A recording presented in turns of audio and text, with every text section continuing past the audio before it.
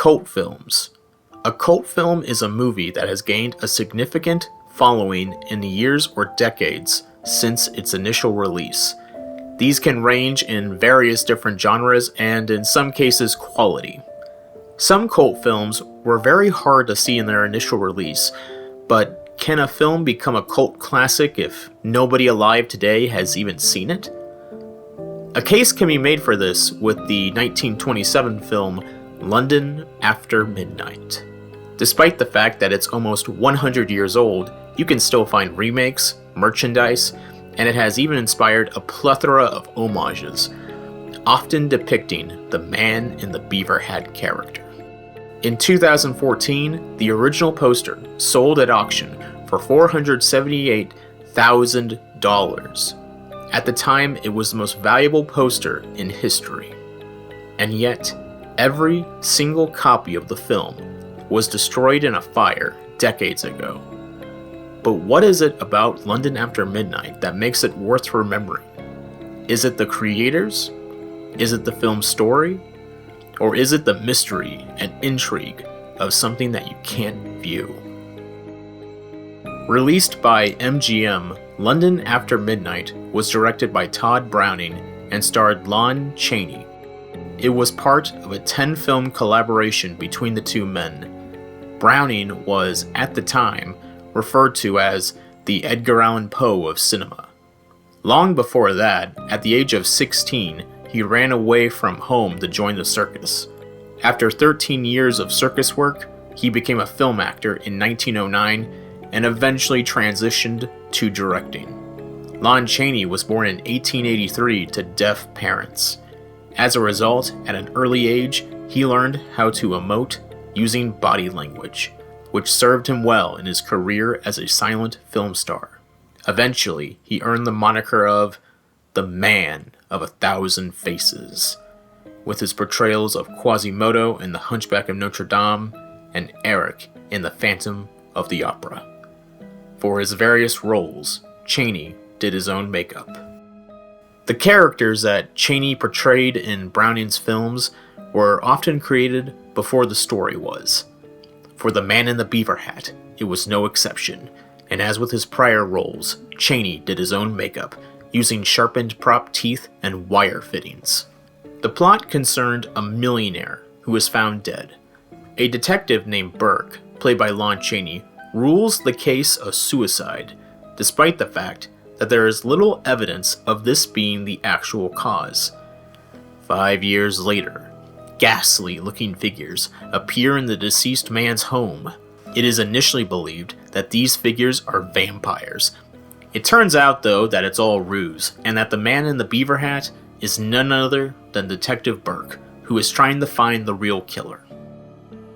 It might sound a little contrived today, and that's what some critics of the time thought. The New York Times review said, "It was a somewhat incoherent narrative." Despite this, Lon Chaney was praised for his performance and makeup, and the film grossed more than any of Chaney and Browning's other collaborations. Sadly, both men's careers wouldn't last for much longer.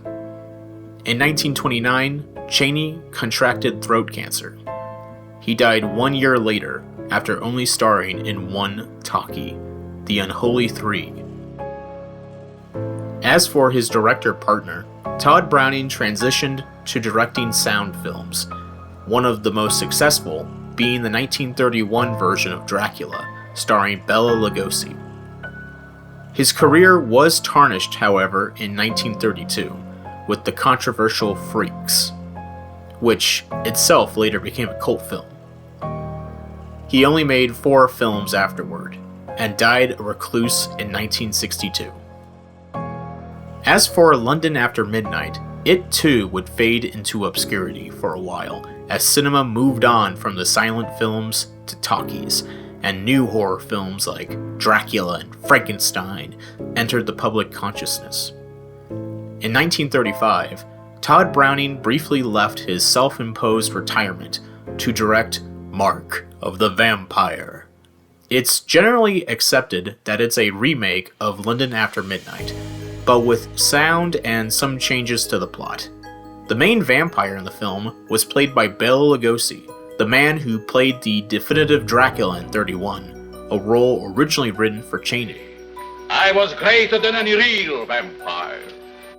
Decades later, tragedy struck the world of film preservation.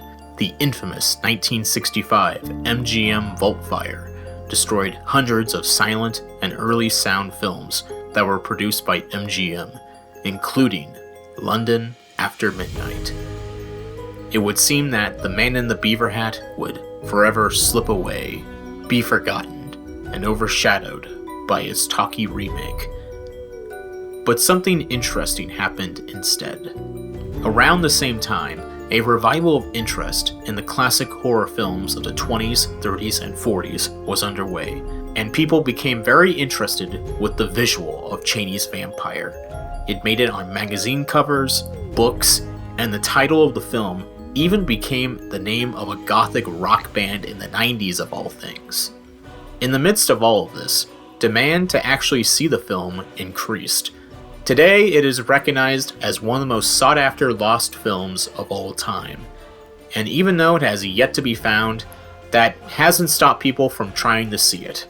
In 2002, using a vast array of photographs and a copy of the original script, Turner Classic Movies created a 45-minute reconstruction with motion effects, title cards, the works.